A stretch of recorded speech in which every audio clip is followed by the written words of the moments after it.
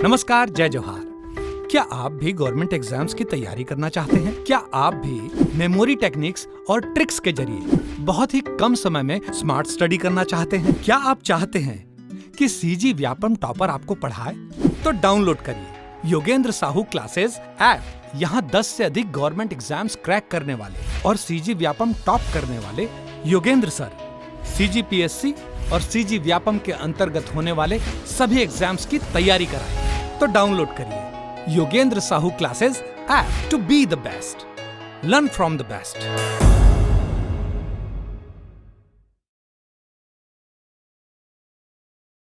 कोई भी सपना साकार करने के लिए सबसे जरूरी है सही कोच का होना। चुनिए Yogendra Sahu classes first rank को और करे अपने सीजी व्यापम सीजीपीएससी का सपना साकार। Download the app now. नमस्कार दोस्तों, स्वागत है आपका योगेंद्र साहू ऑनलाइन क्लासेस में। पिछले क्लास में हमने रतनपुर के कलचुरी शाखा के सभी शासकों का कालक्रम देख लिया था। वहाँ पर अब हमने आगे देखा था कि मराठा शासकों का कैसे वहाँ आगमन हुआ, भास्कर पंत ने कैसे आक्रमण करके कलचुरी शासन को समाप्त किया था। इन सभी बारे में हमने देख लिया था। अब जो हमने कलचुरी शासकों के बारे में पढ़ा है उनके कुछ मुख्य की पॉइंट्स हैं जिसे अलग से याद करना जरूरी है और बहुत ही इंपॉर्टेंट है। तो ये अलग से चार्ट बना दिया गया है, तो इसे हम एक बार रीड करते चलते हैं। तो ये बहुत ही इंपॉर्टेंट है, आपका रिवीजन भी होता चलेगा और आपको ये याद भी करना है, ठीक है। तो देखते हैं सबसे पहले शासक एवं उनकी पत्नी। शासक एवं उनकी पत्नी देखते हैं। तो सबसे पहले रत्नदेव प्रथम के बारे में जानकारी मिलती है, उनकी रानी के बारे में नूनल्ला देवी। इससे पहले हमने शासक देखे थे केकेआर, पीजेआर, पीजेआरपी करके। तो केकेआर में सबसे पहले जो आर है रत्नदेव प्रथम, इनके बारे में इनकी पत्नी की जानकारी मिलती है, ठीक। रत्नदेव प्रथम, नूनल्ला देवी। रानियां सबकी होगी लेकिन जानकारी केवल जिनके बारे में मिली है हमें केवल उनको ही पढ़ना है। तो रत्नदेव प्रथम की नूनल्ला देवी थी। तो मैंने इसको याद कराया था कि किसी को हम रत्न या कोई भी चीज़ ऑफर करते हैं तो शुरू में क्या जवाब मिलता है? नो नो नो, नहीं, ऐसे करके।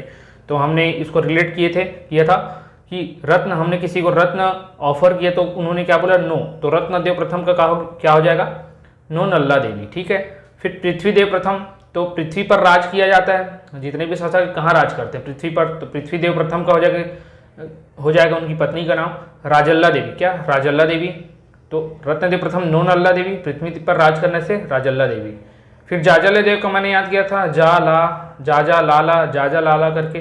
तो जाजल्य देव प्रथम और लाला से लाछल्ला देवी, ठीक है।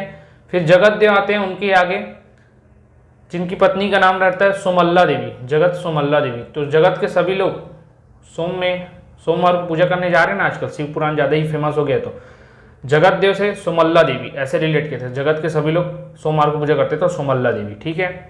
फिर रत्नदेव तृतीय, नाम तृतीय है लेकिन पत्नियां कितनी थी? 2। अभी तक सबकी एक एक पत्नी पढ़ते आए हैं। तृतीय की 2 पत्नियां थी।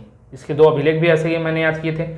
तो 2 पत्नी कौन कौन से? एक रल्हा और एक पद्मा। एक रल्हा और एक पद्मा। कौन? एक रल्हा और एक पद्मा। रल्हा और पद्मा, ठीक है। तो इन पत्नियों का कालक्रम हुआ, पत्नियों का क्रम हुआ। रत्नदेव प्रथम की नूनल्ला देवी, पृथ्वीदेव प्रथम की राजल्ला देवी, जाजल्य देव की लाछल्ला देवी, जगत देव की सोमल्ला देवी और रत्नदेव तृतीय के रल्हा और पद्मा, ठीक है। फिर छत्तीसगढ़ में कलचरियों की राजधानी क्या क्या थी? तो सबसे प्रथम हमने राजधानी देखी थी कलिंगराज की। कलिंगराज ने यहाँ जब शासन किया तो सबसे पहले तोमाण को अपनी राजधानी बनाई थी 1000 ईस्वी में, हमने ये देखा था। फिर रत्नदेव प्रथम आते हैं उनके आगे शासक। तो रत्नदेव प्रथम ने 1050 ईस्वी में रतनपुर शहर की स्थापना की थी और वहीं अपना राजधानी ट्रांसफर किया था, रतनपुर को राजधानी बनाई थी। रत्नदेव प्रथम ने राजधानी रतनपुर को बनाई। अब इसके आगे के सभी शासक रत्नदेव से शासन करते आए। फिर आगे एक शासक हमें मिला अंधकार युग के बाद, बहारेंद्र शाह।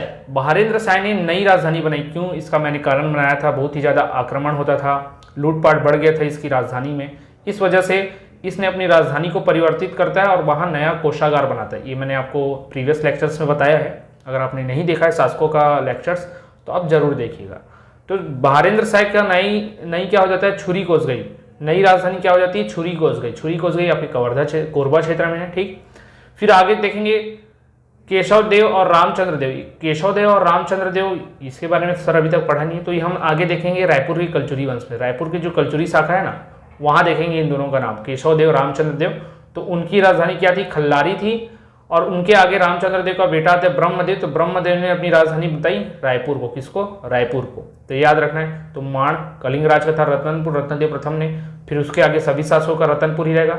छुरी को गई बहारेंद्र साहब बस आता है। खल्लारी और रायपुर, ये रायपुर की कल्चरियों संबंधित है। तो खल्लारी केशव देव और रामचंद्र देव का, और रायपुर ब्रह्मदेव का, ये आगे हम देखेंगे। तो ये था उनकी राजधानियां। फिर कल्चुरी शासक द्वारा जीर्णोद्धार का स्थापत्य देखे थे। सभी शासकों ने कुछ न कुछ निर्माण कार्य किए हैं, कहीं किले बनाए, कहीं मंदिरों का निर्माण कराया, उसी क्रम में जीर्णोद्धार भी कराया था। तो सबसे पहले जीर्णोद्धार का क्रम मिलता है जाजल्यदेव प्रथम द्वारा। जाजल्यदेव प्रथम द्वारा कैसे मिलता है? तो जाजल्यदेव प्रथम ने, जो बाणवंशी शासक थे विक्रमादित्य, जिनके द्वारा पाली का शिव मंदिर बनाया गया था, उसका जीर्णोद्धार किया जाता है। उसका जीर्णोद्धार किया जाता है जाजल्यदेव प्रथम के द्वारा। ठीक है, कब? तो 12वीं शताब्दी में किया जाता है। और मैंने उसके साथ ही आपको कुछ पॉइंट कर रहे थे कि उसने द्वार पर, जो मंदिर है उसके द्वार पर श्रीमद जाजल्य देवस्य कीर्ति करके उत्कीर्ण करवा देता है। ठीक है, तो ये याद रखना, शिव मंदिर पाली का जीर्णोद्धार जाजल्यदेव ने कराया था। फिर पृथ्वीदेव द्वितीय के एक सेनापति हुआ। कौन सेनापति था? जगतपाल। उसने राजीव लोचन मंदिर का जीर्णोद्धार कराया था। किसका? राजीव लोचन मंदिर का जीर्णोद्धार कराया था। राजीव लोचन मंदिर का है राजिम में, जो कि गरियाबंद के अंतर्गत आता है। ठीक है, तो जगतपाल ने कराया था। किसके समय में हुआ था? तो पृथ्वीदेव, इसलिए पढ़ रहे हैं। कराया किसने था पूछा जाए तो जगतपाल का नाम आपको याद रखना है। कब? तो 12वीं सदी में ये भी। ठीक है, फिर देखते हैं रत्नदेव तृतीय। रत्नदेव तृतीय जो आगे शासक आते हैं, एक लाइन से ही है, KKR PJR जब देखते हैं ना, तो पृथ्वीदेव प्रथम, फिर जाजल्यदेव प्रथम, फिर पृथ्वीदेव तृतीय और रत्नदेव तृतीय। ये रत्नदेव तृतीय आगे आएगा। ठीक है, तो KKR PJR पढ़ते हैं, तो हमने पढ़ा था PJR, फिर PJJR, तो उसी में से था ये। ठीक है, तो यहाँ देखेंगे हम रत्नदेव तृतीय। तो इसके समय में 2 मंदिरों का जीर्णोद्धार होता है। और कौन कराता है? तो इसके टाइम में एक इसका सेनापति रहता है गंगाधर राव। गंगाधर राव के द्वारा इनका कराया जाता है एक लक्ष्मणेश्वर और एक सौरी मंदिर का। एक लक्ष्मणेश्वर और एक सौरी मंदिर का जीर्णोद्धार कराया जाता है। ठीक है, गंगाधर राव के द्वारा, आपको याद रखना है। ठीक, कब? ये भी 12वीं शताब्दी में कराया गया था, क्योंकि ये तीनों ही शासक जो थे, उनका जो शासनकाल देखेंगे आप तो उसी 12वीं शताब्दी के अंतर्गत ही आता है। ठीक है, तो ये आपको याद रखना है। फिर इसके आगे बहारेंद्र शाह आता है। तो बहारेंद्र शाह क्या करते हैं? तो ये जो है महामाया मंदिर की जो सभागृह रहती है उसका जीर्णोद्धार कराते हैं। महामाया मंदिर का नहीं, महामाया मंदिर की जो सभागृह रहती है उसका जीर्णोद्धार करता है। कौन? बहारेंद्र शाह, 15वीं शताब्दी में। तो ये आपको याद रखना है। जो जीर्णोद्धार के ऊपर के जो 4 हैं वो सभी 12वीं सदी में हुए, और आखिरी वाला जो है वो 15वीं सदी में हुआ। ये आपको ध्यान में रखना है। जाजल्यदेव प्रथम द्वारा बाणवंशी शासक के द्वारा निर्मित पाली का जो शिव मंदिर है वहाँ का कराया गया 12वीं सदी में। पृथ्वीदेव द्वितीय द्वारा उसके जो सेनापति थे जगतपाल या जगतदेव, उसके द्वारा राजीलोचन मंदिर का 12वीं सदी में।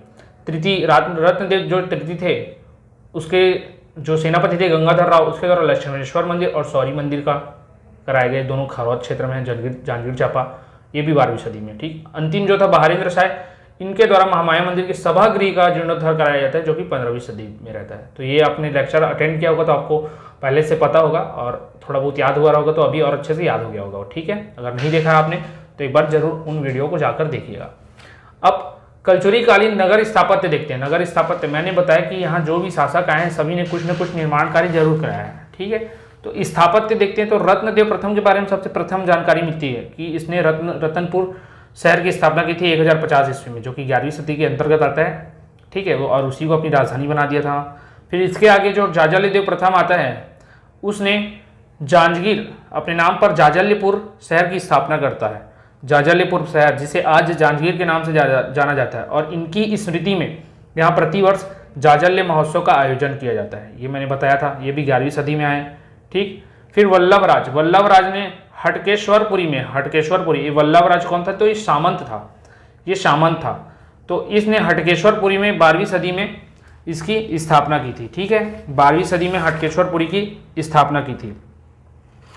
अब ये सामंत किसका था? तो ये रत्नदेव द्वितीय का सामंत था। कौन? वल्लभराज रत्नदेव द्वितीय का सामंत था। ठीक है, फिर आगे देखें अकालदेव ने अकलतरा शहर की स्थापना की थी। किसने? अकालदेव ने अकलतरा शहर की स्थापना की थी। सर ये अकालदेव क्यों है? तो मैंने जब रत्नदेव द्वितीय आपको पढ़ाया था तो उनके 3 पितरों के बारे में जानकारी दी थी, जिसमें से पृथ्वीदेव द्वितीय जो है शासक बनता है, फिर 2 अन्य थे, एक जयसिंह और अकालदेव। तो अकाल देव के द्वारा बसाया गया था। मैंने वहाँ पर छोटा पॉइंट था तो आपको बताया हुआ था, ठीक। अगर वहाँ अगर आपसे मिस हो गया होगा तो आप यहाँ पर याद करते चलिएगा। अकाल देव जो है रत्नदेव द्वितीय का पुत्र रहता है, जो अकलतरा शहर की स्थापना करता है। कब? 12वीं सदी में। और ये वल्लभराज भी उसी रत्नदेव द्वितीय का सामंत रहता है, जिसने हटकेश्वरपुरी की स्थापना करता है। मैंने बताया था कि वल्लभराज जो है बहुत ही प्रतापी था और हठी था, ऐसे करके। फिर इसने 2 मंदिर भी बनाए थे, एक रेवंत मंदिर जो सूर्य का पुत्र, और सूर्य के पुत्र से रिलेट किए थे कर्ण से विकर्ण महल की स्थापना किया था कोटगढ़ में, ऐसे करके, ठीक है। तो यहाँ पर अभी नगर देख रहे हैं तो वल्लभराज ने हटकेश्वरपुरी, अकाल देव ने अकलतरा। फिर आगे आएगा रामचंद्र देव, जो कि आपकी रायपुर क्षेत्र के कलचुरी शासन से संबंधित रह गए, जिसने अपने पुत्र, जो इसका पुत्र आएगा ब्रह्मदेव, उनका ब्रह्मदेव राय नाम रहता है, तो राय उनके नाम में जुड़ा था, इसलिए रायपुर शहर की स्थापना करता है। कौन? रामचंद्र देव रायपुर शहर की स्थापना करता है। अब उसका जो पुत्र आएगा ना, अभी हमने देखा था यहाँ पर जो ब्रह्मदेव है उसकी राजधानी, तो उसके पिता ने तो उस शहर की स्थापना किया था रामचंद्र देव ने, लेकिन राजधानी उसके बेटे ब्रह्मदेव ने बनाया था, ठीक। ये आपको याद रखना है। तो रामचंद्र देव ने रायपुर शहर की स्थापना की थी 14वीं सदी में। फिर तखत सिंह, जिसने तखतपुर की स्थापना की थी 17वीं सदी में, हमने पढ़ा है। राज सिंह ने राजपुर नामक, जिसे जूना शहर भी बोला जाता है, 17वीं सदी में बनाया था। जगपाल ने जगपालपुर की स्थापना की थी। किसने? जगपाल ने जगपालपुर की स्थापना की थी। फिर कल्याण शाह ने लालपुर की स्थापना की थी। किसने? कल्याण शाह ने लालपुर की स्थापना की थी। लालपुर की स्थापना की थी, आपको याद रखना है, ठीक है। कल्याण शाह ने लालपुर की, कल्याण शाह जो कि जिसे अकबर के ने या फिर जहांगीर ने, जिसके बारे में बहुत ही मतभेद था, एक लंबा चैप्टर मैंने इसी कन्फ्यूज़न को दूर करने के लिए लिया है। तो आपने अगर वो चैप्टर नहीं दिया देखा तो आप जरूर एक बार देखिएगा, ठीक है। तो उसने लालपुर शहर की स्थापना की थी, तो कल्याण लालपुर, ठीक। तो क्या क्या? रत्नदेव प्रथम ने रतनपुर, जाजल्य देव प्रथम ने जांजगीर, वल्लभराज ने हटकेश्वरपुरी, अकाल देव ने अकलतरा, रामचंद्र देव ने रायपुर, तखत सिंह ने तखतपुर, राज सिंह ने राजपुर, जगपाल ने जगपालपुर और कल्याण सिंह ने लालपुर। तो सब ये नाम से रिलेटेड है, आपको आसानी से याद हो जाएगा। तो ये था कुछ इंपॉर्टेंट पॉइंट्स आपके जो कलचुरी शासक हैं उनसे संबंधित। अब इसके आगे के नेक्स्ट वीडियो में हम रायपुर के कलचुरी वंश के बारे में पढ़ेंगे। तो अगर अभी तक आपने जो रतनपुर के कलचुरी शासकों का कालक्रम और उनके शासकों के बारे में जो मैंने वीडियोस बनाए हैं, जो पढ़ाया, उसे नहीं देखा है तो एक बार ज़रूर देखिएगा, ठीक है। और ज़्यादा से ज़्यादा शेयर कीजिएगा ताकि आपके फ्रेंड्स को भी इसका फ़ायदा पहुँचे। अभी के लिए इतना ही, धन्यवाद।